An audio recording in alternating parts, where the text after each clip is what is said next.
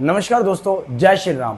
मैं आपका लब्बू भैया हमारे क्लास 12th के chapter 1 the end of bipolarity का पार्ट 3 लेकर आ गया हूं बच्चों, जिसके अंदर हम क्या पढ़ने वाले हैं बच्चों? Reason for the dissolution of the Soviet Union, Soviet संघ के विघटन के कारण। तो बच्चों, मैंने आपको लास्ट क्लास में क्या बताया था कि सोवियत संघ का विघटन हो चुका है। मतलब उसके जो मैंने आपको बताया था कि जो सोवियत संघ का विघटन है, इसकी घोषणा कर चुके थे।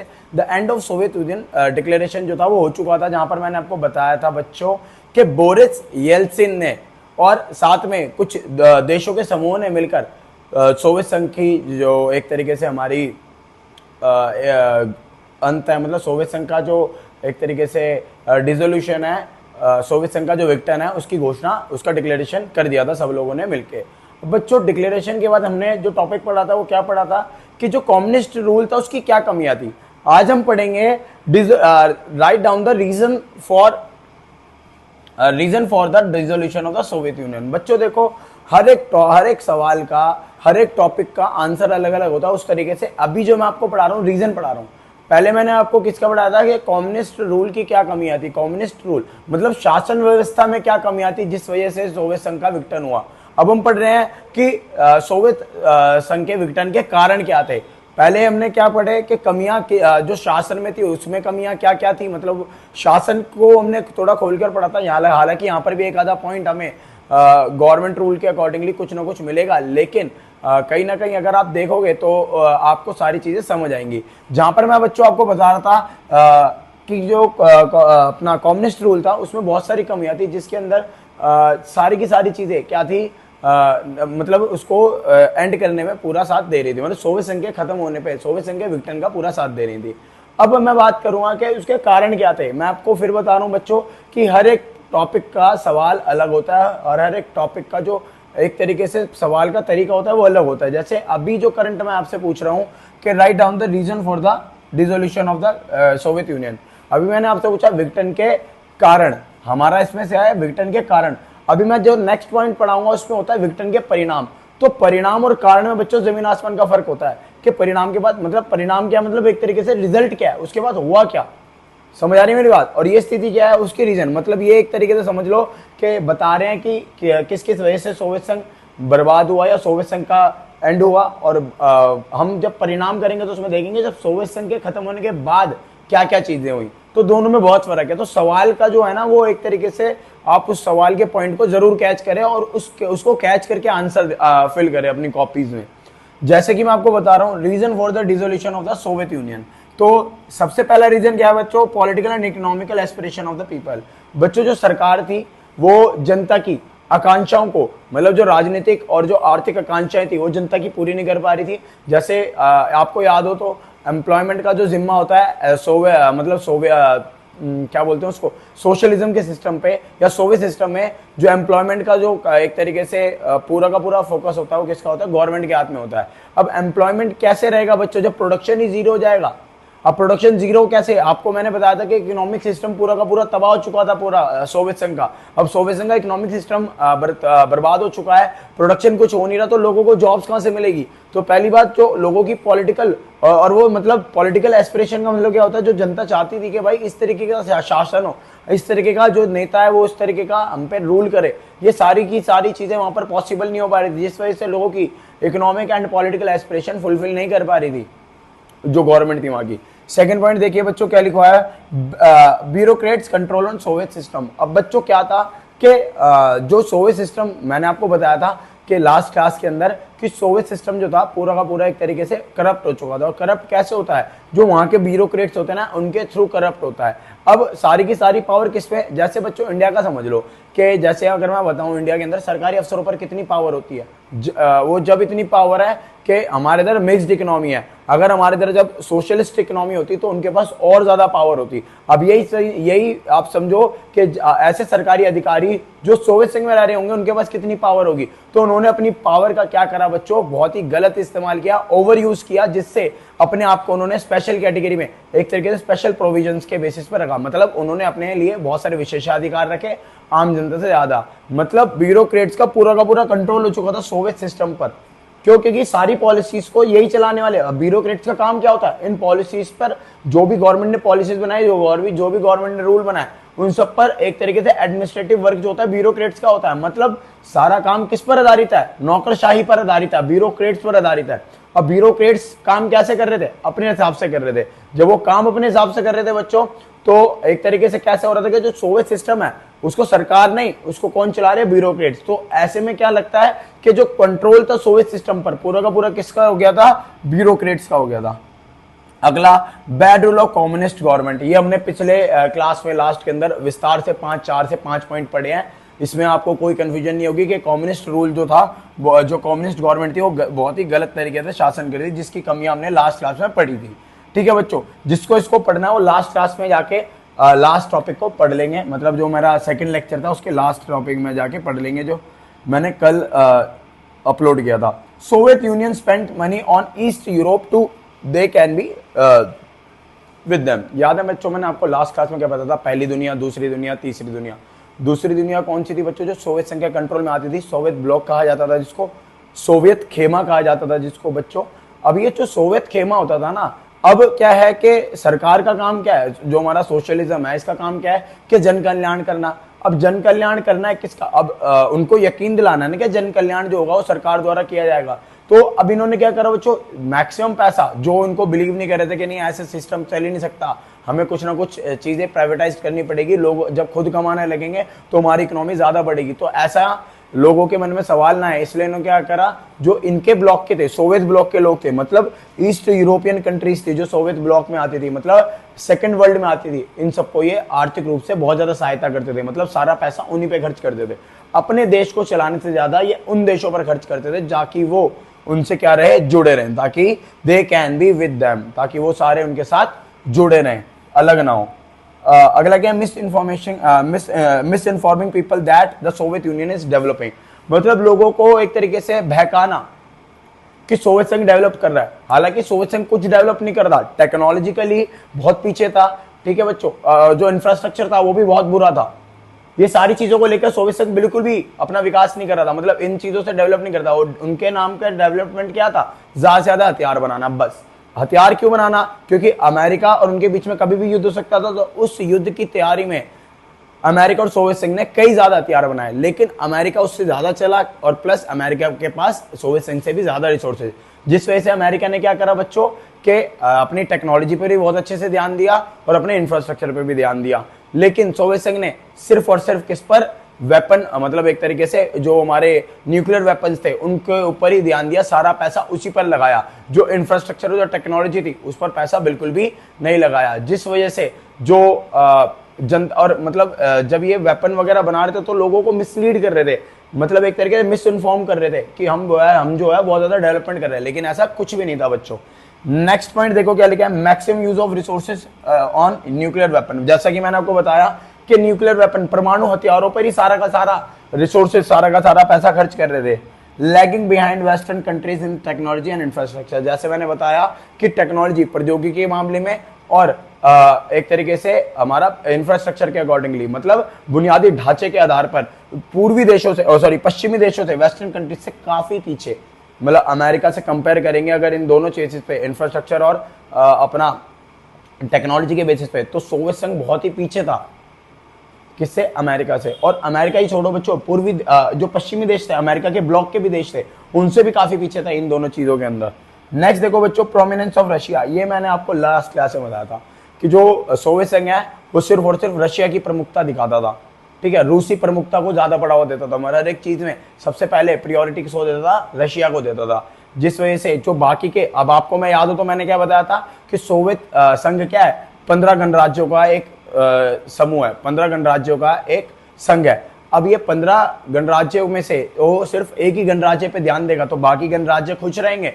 तो इस वजह से भी बाकी लोगों ने क्या करा? अलग होने की डिमांड करनी शुरू कर दी। क्यों? क्योंकि वो सिर्फ रशिया पर ध्यान दे रहा था। Next point, oppose the reforming of Gorbachev. Gorbachev भी मैंने आपको लास्ट क्लास में पढ़ाया था बच्चों।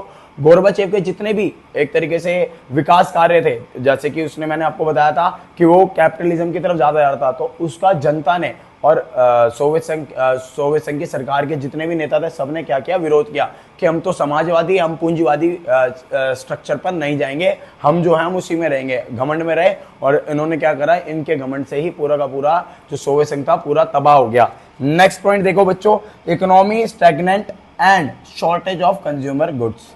मतलब क्या था बच्चों, जो अर्थव्यवस्था थी वो गतिरोध हो चुकी थी, मतलब रुक चुकी थी इकोनॉमी पूरी की पूरी।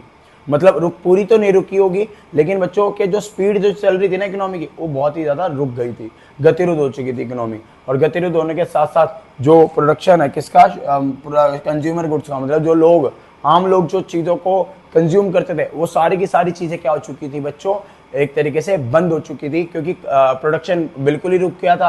और प्रोडक्शन रुकने से जो कंज्यूमर गुड्स थी, मतलब लोगों की आवश्यकता की जो चीजें थी वो भी नहीं थी। नेक्स्ट पॉइंट बच्चों क्या लिखा है, the rise of nationalism sentiments and the desire of sovereignty. अब बच्चों जो 15 देश थे, 15 में से सब देशों के अंदर किसका, राष्ट्रवादी भावनाएं आ गई थी। राष्ट्रवादी भावना मतलब अपने देश को आजाद कराना है और संप्रभुता लेकर आनी है, अपने देश में सोवरेनिटी लेकर आनी है। सोवरेनिटी का मतलब क्या होता है बच्चों, ऐसे एरिया जहां पर वो उनका खुद का कंट्रोल हो, मतलब वो किसी दूसरे पर डिपेंड ना हो, खुद के कंट्रोल, मतलब खुद का उनका कंट्रोल हो, उनके लोगों का कंट्रोल हो, उसको सोवरेनिटी। तो बाकी के जो 14 देश थे वो चाहते थे भाई हमारे पास, हमें सोवियत संघ या रशिया या किसी का कंट्रोल नहीं चाहिए, हम जो है हम उस हिसाब से क्या रहेंगे, स्वतंत्र रहेंगे। इसी डिमांड के अकॉर्डिंगली सब देश क्या होने लगे, 14 के 14 देश अलग अलग होने की डिमांड करने लगे। अलग होने की डिमांड करने से क्या हुआ, 15 देशों की जो सोवियत संघ बना था इन 15 को मिला के वो टूटने लग गया। लास्ट पॉइंट बच्चों क्या लिखा है, the Soviet system was authoritarian and party was no accountable to the public. मतलब क्या था बच्चों, जो सोवियत व्यवस्था थी या सोवियत सिस्टम था वो क्या था, मतलब एक तरीके से अथॉरिटेरियन हो गया था, मतलब सत्तावादी हो चुका था, मतलब पावर का ही इस्तेमाल करना जान रहा था, जनता का कोई कुछ नहीं, बाकी चीजें कुछ नहीं, सिर्फ और सिर्फ कैसे, सत्तावादी शासन करने का काम, मतलब अपनी पावर को मिसलीड, अपनी पावर को ज्यादा से ज्यादा यूज करने का काम कर रहा था और कुछ नहीं। और जो कम्युनिस्ट पार्टी थी वो क्या हो चुकी थी बच्चों, जवाबदेह नहीं रह चुकी थी, मतलब वो जनता अगर उनसे कुछ पूछती थी वो बिल्कुल भी जवाब नहीं देते थे। जिससे क्या हुआ कि जनता का जो एक तरीके से क्या बोलते हैं उसको, जनता का जो एक तरीके से फेवर था सरकार को लेकर, या जनता का जो एक तरीके से ट्रस्ट था सरकार के ऊपर से, वो ट्रस्ट क्या हो गया, ब्रेक हो गया। इसको बोलते हैं जन समर्थन खो जाना। तो इन सब चीजों से क्या हुआ बच्चों, सोवियत प्रणाली से या फिर कम्युनिस्ट पार्टी से या सोवियत संघ से जन समर्थन खिसकता गया और सोवियत संघ के टूटने के कई सारे कारण बन गए। तो बच्चों यही सारे हम देखेंगे तो कारण है, इनमें से कोई भी आप 5 से 6 उठाकर फुल्ली एक्सप्लेन कर सकते हो, या फिर आपको जैसे भी सवाल आएगा, मतलब हो सकता है कि आप में से, जैसे एमसीक्यू हमारा पेपर बनने वाला है इस बार, तो एमसीक्यू एग्जाम में आपको इनमें से कोई एक गलत चुनना हो, तो इसमें से 3 ऑप्शन इनमें से हो और एक ऑप्शन कुछ अलग हो, गलत हो, तो ऐसे भी आपको आपके क्वेश्चन पेपर को अटेम्प्ट करने की जरूरत होगी।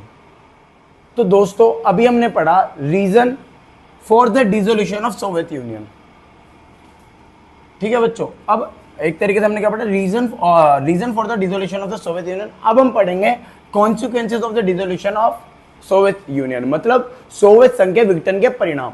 अब बच्चों मैं आपको फिर से बता रहा हूं कि जो एक तरीके से सवाल है ना, सवाल के आधार पर चलना है हमें, ठीक है। जैसे हमने पहले क्या करा, कारण किया, कारण के बाद हमने विघटन किया, सॉरी कारण के बाद हम अब हम कर रहे हैं परिणाम, परिणाम मतलब रिजल्ट। के पहले हम पढ़ रहे थे कि भाई कारण क्या क्या थे जिससे सोवियत संघ बर्बाद हुआ, ऐसा क्या कर रहा था वो। अब हम पढ़ेंगे सोवियत संघ के विघटन के बाद, मतलब सोवियत संघ के एंड होने के बाद क्या क्या चीजें हुई। जैसे सबसे पहले क्या हुआ बच्चों, कोल्ड वॉर खत्म हुआ, सबसे इंपॉर्टेंट क्या खत्म हुआ, कोल्ड वॉर की समाप्ति हुई, शीत युद्ध की समाप्ति हुई। फिर इसी से क्या हुआ, सेकेंड वर्ल्ड का एंड हो गया। कोल्ड वॉर की समाप्ति कैसे हुई बच्चों, जैसे आपको पता है कि कोल्ड वॉर किसके बीच में हो रहा था, 2 महाशक्तियों के बीच में हो रहा था, एक अमेरिका और दूसरा क्या था, सोवियत संघ। अब अमेरिका और सोवियत संघ के बीच में अगर लड़ाई हो रही है और एक के बीच में डेथ हो जाए, मतलब एक बंदा बीच में मर जाए, तो एक ही तो बचेगा। तो वही हुआ कि सोवियत संघ के विघटन के बाद, सोवियत संघ की समाप्ति के बाद क्या होगा, सिर्फ अमेरिका बच गया, जिससे कोल्ड वॉर क्या हो गया, एंड हो गया, और जिससे सेकेंड वर्ल्ड भी क्या हो गया, खत्म हो गया, मतलब दूसरी दुनिया की भी समाप्ति हो गई। मतलब आपको पता है कि बच्चों सेकेंड वर्ल्ड जो किसके, सोवियत संघ के अंडर में आता था, वो सारा का सारा फिनिश हो गया, जैसे कि मैंने आपको बताया था, ठीक है। अब क्या आया, the beginning of unipolar world means the rise of American dominance. मतलब क्या बच्चों कि अब अभी हमारा जो चैप्टर चल रहा है, 2 ध्रुवीयता चल रहा है, बाइपोलैरिटी मतलब 2 ध्रुवीयता। अब क्या हुआ बच्चों, सोवियत संघ के समाप्ति होने के बाद क्या हुआ, यूनिपोलर वर्ल्ड की शुरुआत हुई, मतलब एक ध्रुवीय विश्व की शुरुआत हुई। और इसी के साथ क्या हुआ, अमेरिकन डोमिनेंस, मतलब अमेरिकी वर्चस्व शुरू हुआ। सिंपल सी बात है बच्चों, जब दो महाशक्ति हैं, एक महाशक्ति खत्म हो जाएगी, एक महाशक्ति खत्म होने से क्या होगा बच्चों, जो एक बाकी बची हुई महाशक्ति है वो क्या हो जाएगी, अकेली बच जाएगी। और अकेली बचने से जो दो पावर थी वो अब एक पावर बच जाएगी, और एक पावर बचने से क्या होगा बच्चों के यूनिपोलर वर्ल्ड आ जाएगा। क्या आ जाएगा, यूनिपोलर वर्ल्ड, जिस वजह से क्या होगा, अमेरिकन डोमिनेंस की शुरुआत होगी। इसका मतलब ये था बच्चों। एंड ऑफ आर्म रेस, अगला पॉइंट हमारा क्या है, एंड ऑफ आर्म रेस, हथियारों की होड़ की समाप्ति। बच्चों मैं आपको बता दूं हथियारों की होड़ होता क्या है। तो बच्चों जब इन दोनों के बीच में शीत युद्ध चल रहा था ना, तो शीत युद्ध मैंने आपको बताया युद्ध ना होना परंतु युद्ध की संभावना होना। तो युद्ध की संभावना का मतलब क्या होता है कि भाई कैसे भी करके युद्ध हो सकता है, युद्ध होने के चांसेस हैं। तो युद्ध होने के चांसेस का मतलब बच्चों क्या होता है यहाँ पे कि कहीं ना कि कैसे भी करके वॉर ना हो जाए। तो कैसे भी करके वॉर ना हो जाएगा मतलब क्या होता है बच्चों कि तो इसके लिए क्या करते हैं, दोनों एक तरीके से तैयार रहते हैं। तैयार रहने का मतलब उनका क्या है कि दोनों एक तरीके से वेपन बनाने शुरू कर दिए कि जैसे अमेरिका 10 न्यूक्लियर बॉम्ब बना रहा था तो यूएसएसआर 20 बना रहा था, यूएसएसआर 20 बना रहा था तो ये 30 बना रहा था, ये 30 बना रहा था तो 40। तो ऐसे करके इन दोनों के बीच में कंपटीशन क्रिएट हुआ जिसको कहा गया हथियारों की होड़, मतलब आर्म रेस। तो आर्म रेस जैसे ही सोवियत संघ खत्म हो गया तो अमेरिका किसके लिए हथियार बनाएगा, बाकी वर्ल्ड में तो कोई और बचा नहीं। तो इसी वजह से क्या हुआ बच्चों, आर्म रेस खत्म होने से क्या हुआ, जो हथियारों की होड़ थी वो समाप्ति हो गई, सोवियत संघ समाप्त हो गई। सोवियत संघ समाप्त हो गया। अगला हमारा ये हमारा रीजन अगला, और एमरजेंस ऑफ 15 न्यू कंट्रीज, मतलब जो 15 देशों को मिलाकर सोवियत संघ बनाया गया था, उन्हीं 15 देशों को आजाद कर दिया गया, जिनसे क्या हुआ, नए 15 देश उदय हुए, नए 15 देशों का उदय हुआ। रशिया को क्या बनाया गया बच्चों, successor of Soviet Union, Soviet संघ का जो उत्तराधिकारी है रशिया को बनाया गया। मतलब सोवियत संघ की जो भूमिका थी पूरे वर्ल्ड के अंदर, वो सारी की सारी भूमिका, मतलब सारी का सारा जो रोल था सोवियत संघ का, वो दे दिया किसको, अब रशिया को। किसको दे दिया बच्चों, रशिया को दे दिया। फिर इसके बाद आता है बच्चों power relation change in world politics, मतलब जो वर्ल्ड के अंदर जो पावर रिलेशन थे वो भी क्या हो गए बच्चों, चेंज हो गए। चेंज कैसे हो गए, जैसे कि आप बच्चों आप सबने पढ़ा था कि जो एक तरीके से पावर पॉलिटिक्स का मतलब क्या होता है, या पावर रिलेशंस का मतलब क्या होता है कि जैसे मान लो जो ज़्यादा शक्तिशाली, हम उसके साथ रिलेशन बनाएंगे, उसके साथ दोस्ती करेंगे, ठीक है। अब जैसे बहुत सारे दो सुपर पावर थी, दो शक्तियां थी, तो दो महाशक्तियां, तो अमेरिका से भी दोस्ती होगी और सोवियत संघ से भी दोस्ती होगी। अब सोवियत संघ के विघटन के बाद क्या हुआ, जो सोवियत संघ के दोस्त देश थे, मतलब सोवियत संघ के जो साथी देश थे, उन्होंने उनका साथ छोड़ दिया, जिससे क्या हुआ, जो पावर रिलेशंस थे वो क्या हो गए, चेंज हो गए। मतलब जो सोवियत संघ के साथ थे सारे के सारे क्या करने लगे, अमेरिका की जय जयकार करने लगे, अमेरिका के एक तरीके से दोस्त बनने की शुरुआत होने लगी यहाँ से। मतलब जो सोवियत संघ के साथ के भी देश थे ना, वो भी अमेरिका की तरफ जा रहे थे। तो मतलब क्या हुआ, जो पावर रिलेशन जो अभी तक सोवियत संघ के अंडर में थे, वो अब किसके अंडर में आ गए, अमेरिका के अंडर में आ गए। समझ गए बच्चों, ये था power relation change in world politics. Question mark on socialist ideology, मतलब समाजवादी आइडियोलॉजी के ऊपर क्या था बच्चों, एक क्वेश्चन मार्क लग गया, सवाल उठने लगे कि ये जो विचारधारा है सही है या गलत है। तो अब सोवियत संघ के विघटन के बाद विचारधारा के ऊपर काफी सवाल उठे, समाजवादी विचारधारा के ऊपर। कैसे बच्चों, क्योंकि अब एकमात्र एक देश आता जो 100% सोशलिस्ट था, अब वो भी बर्बाद हो गया। बर्बाद क्या, समाप्ति हो गया, नाम ही खत्म हो गया सोवियत संघ, ठीक है। तो अब दोस्त लोगों के मन में सवाल रहेगा नहीं रहेगा, बिल्कुल रहेगा।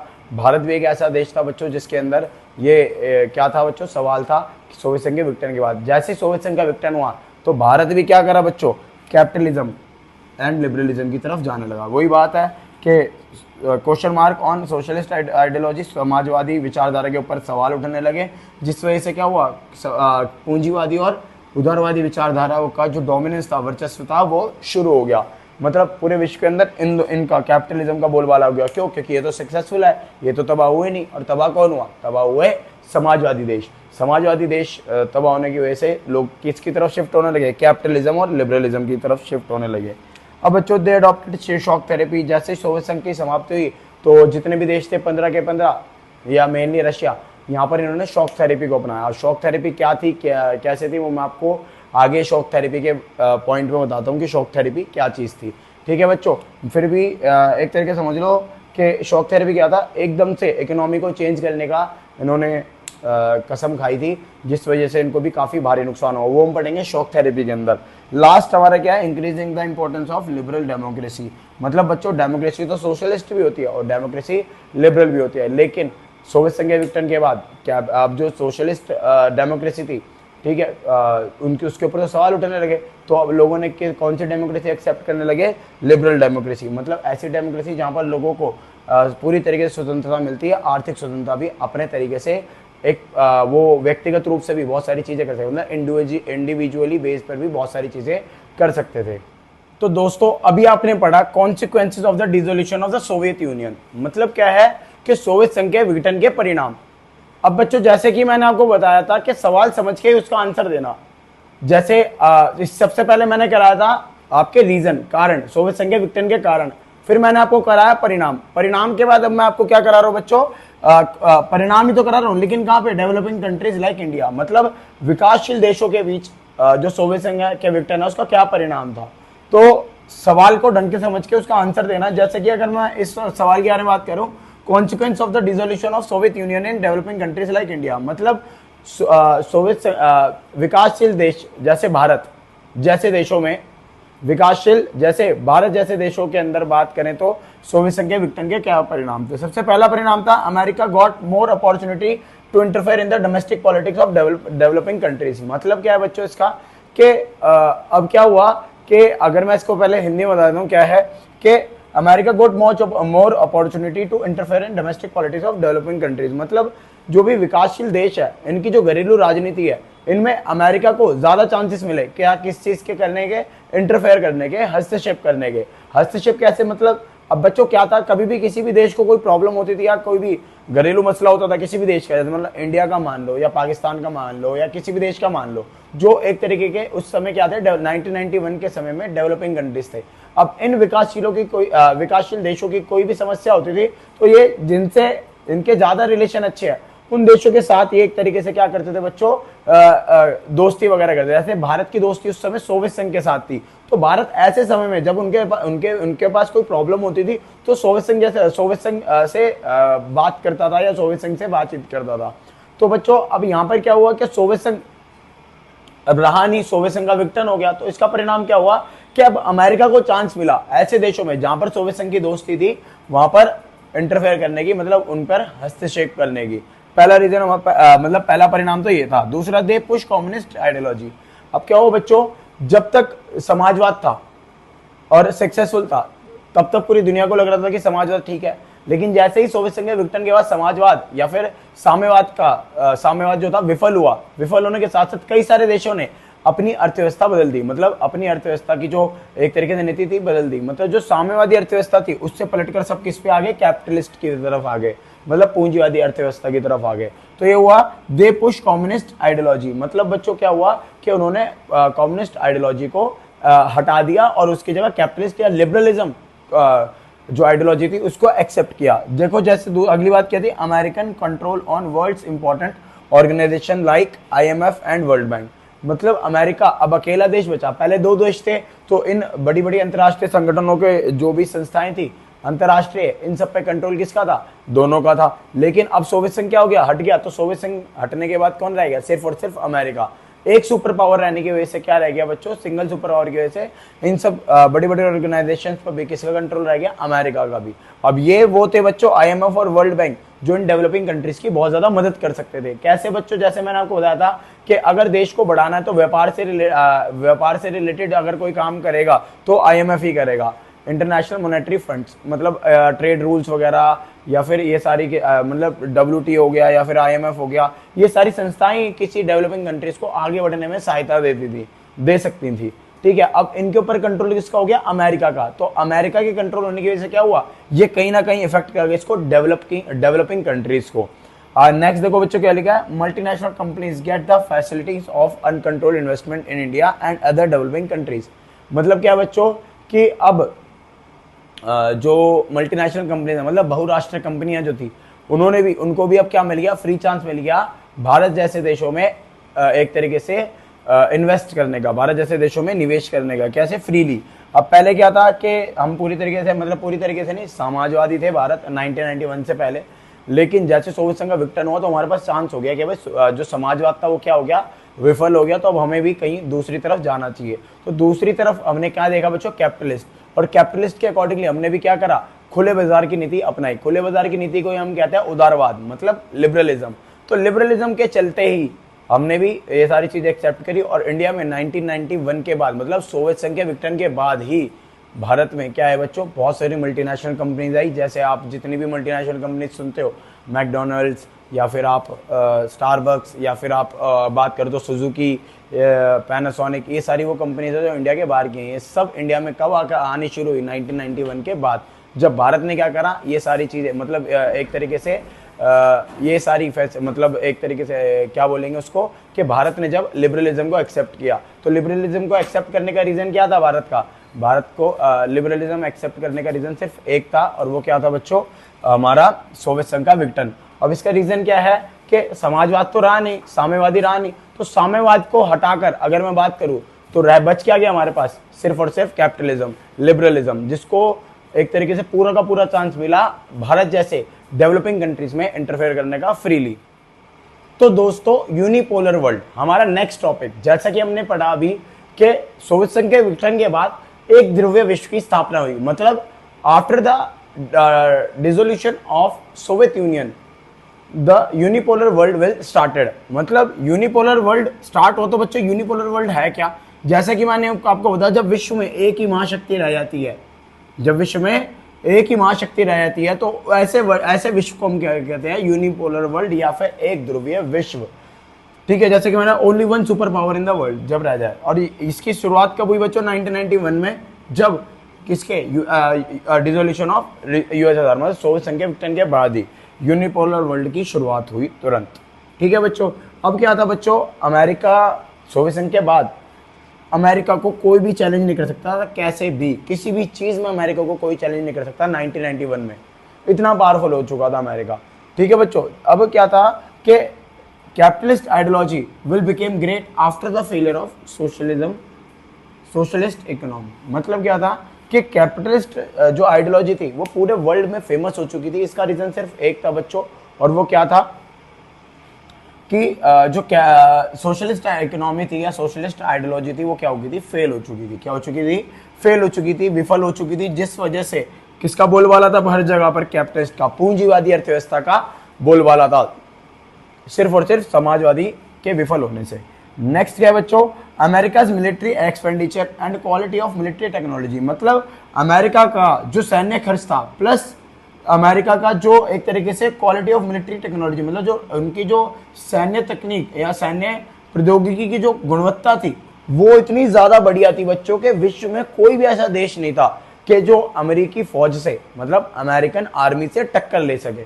इतनी ज़्यादा एडवांस आर्मी थी अमेरिका की उस समय।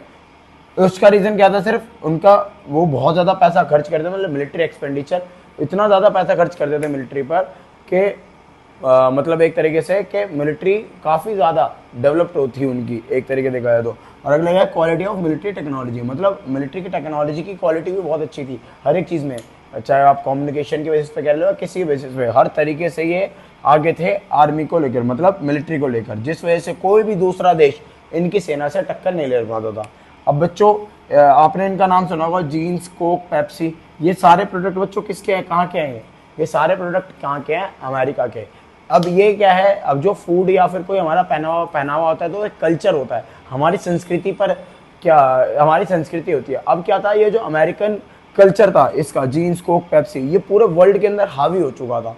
अब इन्होंने क्या करा बच्चों, जैसे ही मैंने आपको बताया था अभी, लिबरलाइजेशन के तहत, मुक्त व्यापार नीति के तहत भारत जैसे कई सारे देशों में ये सारी की सारी कंपनीज वहाँ पर गई, मतलब जीन्स, पेप्सी, कोको कोला, ये सारी की सारी कहाँ गई, वहाँ पर इंडिया के अंदर क्या करने बच्चों, एक तरीके से अपने इन्वेस्टमेंट के पर्पस से। अब जब इन्वेस्टमेंट के पर्पस से गए तो आज के टाइम देख लो ये सारी चीज़ें कितनी हावी हो चुकी हैं। जैसे मैं भी जीन्स पहनता हूँ, आप लोग भी, कई सारे लोग जीन्स पहनते होंगे, मतलब इंडियन प्रोडक्ट से ज़्यादा, इंडियन संस्कृति से ज़्यादा, मतलब जैसे हमारी संस्कृति धोती कुर्ता, ठीक है, कुर्ता पजामा, ये सारी चीज़ों पे हम रहे हैं शुरू से, लेकिन हमारे ये जो अमेरिकी कल्चर है इसने क्या करा है, हम पे हावी हो चुका है। और जो हमारे फूड आइटम्स है जो हम पीते थे, जैसे छाछ, दूध, ठीक है, लस्सी, ये सब क्या हो चुके थे, आज के टाइम पे बहुत कम लोग बच्चे इन सब चीज़ों को पीते हैं यार। बच्चे क्या कोल्ड ड्रिंक, बच्चे क्या बड़े भी कोल्ड ड्रिंक वगैरह ये सारी चीज़ों ने हमारे कल्चर में इन सब चीज़ों की जगह ले लिया है। तो बच्चों वैसे मैं इस बात पे तो सिर्फ एक ही चीज़ कहना चाहूँगा कि आप अपने कल्चर को ज़्यादा से ज़्यादा बढ़ावा दीजिए, ठीक है, मतलब जितना हो सके उतना। हालांकि मैं जानता हूँ कि आज के समाज में एक तरीके से हम थोड़ा सा अपने आप को क्या मानेंगे, एक तरीके से देखा जाए तो कंजर्वेटिव मानेंगे, मतलब रूढ़िवादी मानेंगे अगर हम इस तरीके की बात करेंगे। लेकिन बच्चों अगर हमें अपना कल्चर बचाना है तो हमें उसको प्रिजर्व करना पड़ेगा, हमारी चीज़ों को। तो कभी महीने में या फिर कभी भी हफ्ते में एक आध बार आप इन पहनावों को बढ़ावा दे सकते हैं। खादी कपड़ा पहन सकते हैं या फिर आप खादी शर्ट पहन सकते हैं, ठीक है, या फिर आप शर्ट पैंट ना पहनकर आप कुर्ता पजामा पहन सकते हैं, जिससे हमारी संस्कृति कायम रहेगी आगे तक। मतलब आने वाली जनरेशन उनको पता होगा कि हमारी संस्कृति पहनावे के आधार पर भी कैसी है। और फूड आइटम्स भी आप थोड़े से विदेशी जो फूड आइटम्स हैं हमारे उनको हटाकर, मतलब उनको इग्नोर करके आप इंडियन फूड आइटम्स को भी क्या करें, एक तरीके से आप उसको सपोर्ट करें, जिससे मतलब एक तरीके से जो बाहर की चीज़ें हमारे ऊपर हावी हो रही हैं वो बिल्कुल ही क्या हो जाए, ज़ीरो हो जाए। अब बच्चों आज की वीडियो इसी के साथ ख़त्म करते हैं। अब आप क्या करना है बच्चों, आपको इस पूरी की पूरी वीडियो के नोट्स बनाने हैं। और ये जो मैंने आपको पढ़ाया है बच्चों, ये टीचर नोट्स होते हैं जो कि शॉर्ट्स होते हैं। जो भी मैं आपको एक्सप्लेन करता हूँ ना, उस एक्सप्लेनेटिव मैनर में आपको अपने नोट्स बनाने हैं, ये पढ़ के जैसे ही मैंने आपको पढ़ाया फिर मैंने आपको एक्सप्लेन करा सारी चीज़ें ऐसे करके, ठीक है बच्चों। हम आपसे मिलते हैं नेक्स्ट वीडियो में, जब तक के लिए धन्यवाद। हमारी वीडियो को लाइक कीजिए, शेयर कीजिए और कमेंट करना बिल्कुल ना भूलें। अगर आपका कोई डाउट है तो वो भी कमेंट सेक्शन में आप हमें बता सकते हो, ठीक है दोस्तों। मिलते हैं नेक्स्ट वीडियो में।